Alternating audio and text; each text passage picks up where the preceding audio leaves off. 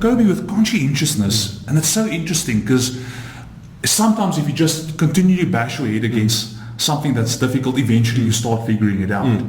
And I've seen some studies that looked at conscientiousness as similar, as sort of a variable that helps you, given how, if a task, same with cognitive ability, the more complex a task, the higher you got on cognitive ability, the more it will count in your favor to perform on that task.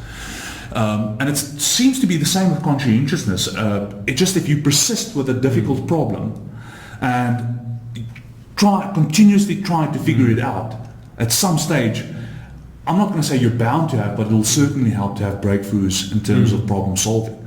So I think conscientiousness could also play quite an important role. I mean, maybe being explorative and open could help you to explore different angles on a complex problem, but seeing it through, conscientiousness might count in your favor. Absolutely, and I agree with what you're saying. I have been a naysayer of high conscientiousness in the past because I always have this idea of, will it impede on a person's ability to be flexible or to adapt to change? But I think the critical point that we are making here is you can be as flexible as you want, you can be as explorative as you want. Eventually you're going to need something that's going to help you see that through. You cannot explore every single idea. You cannot want to be an expert in every single thing, but then you stop after the first or the second, let's say, lecture or reading or online video because you got bored.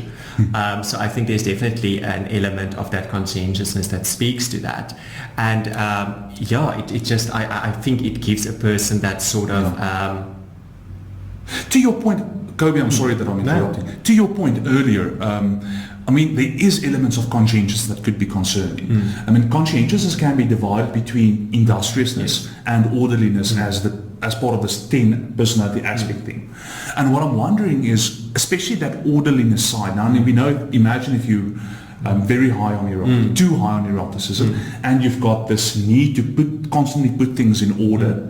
You might become obsessive about, especially obsessive about small things. And from a complexity point of view, perhaps sometimes conscientiousness can count against you from that perspective. Whereas the industriousness side of it really helps you to see problems. You just keep on working hard to see things through. Yeah, I do like that. I do think there's definite merit in orderliness as well, because, but this is the thing with personality. It's like not too much of, but not too little of. Yeah. But there is that sort of happy middle ground, because when you are thinking of complexity, specifically dealing with complex information, gosh, to be able to order that out and to be able to separate that and be able to critically look at that, I think that does require a measure of orderliness. And sometimes the devil's in the details. Absolutely. And, and again, speaking to our different biases, sometimes the tick list approach might be the way to go about it.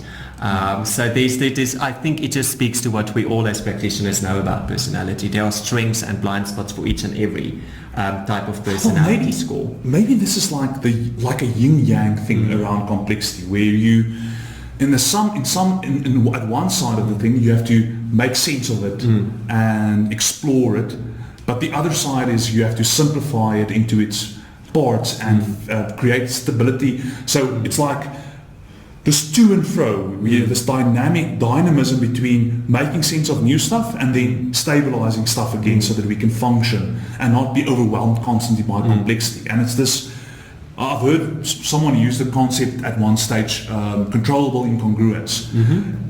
If the incongruence, the complexity is too much, it becomes overwhelming for us. And that's why a little bit of order, a little bit of stability helps to maintain that and creates a safe place for us to explore the complex side of, and it's an oscillation between keeping things stable and keeping things, folks, if you don't know, Cobi crosses his fingers when he has to remember something, so that's what you see here.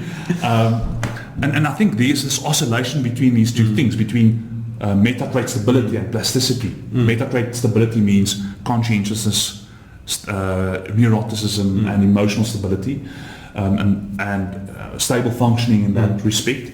That is useful. That's the control side. The incongruence is the exploring things external to yourself, and we have to oscillate between these two things constantly to survive in the environment. Yeah, absolutely. And I knotted my fingers because I wanted to remember that you mentioned the safe space. And this is definitely a topic for a different podcast and another episode where we look more at an organizational view.